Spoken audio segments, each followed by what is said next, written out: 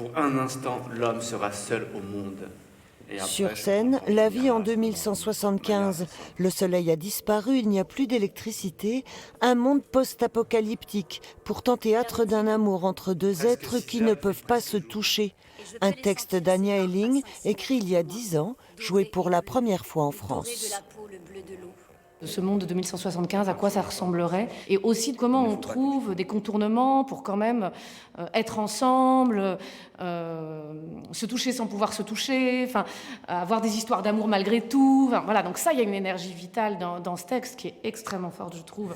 Quand t'as besoin d'une échelle, pour ton ciel de merde, je te paye toi et pas de serveuse. D'ailleurs, 3 comédiens interprètent ce texte qui mêle dialogue et paroles poétiques et résonne avec notre actualité. Ce que cette lotion a de particulier, c'est qu'elle offre à ton corps, à tout ton corps, pour 1 heure, au-delà tout serait inconscience. 1 heure complète, le plaisir d'être en plein air, sans protection. Ce qui est intéressant pour nous, c'est aussi de voir comment on s'empare, nous, de cette science-fiction, de cette proposition d'un monde qui se passe en 2175, où effectivement les conditions de vie sont pas très claires et évidentes, et comment on le retranscrit sur un plateau, en fait. Et on n'est pas au cinéma, donc on a d'autres codes qui sont très différents de celui du cinéma. Ouais. Vous prenez pour qui?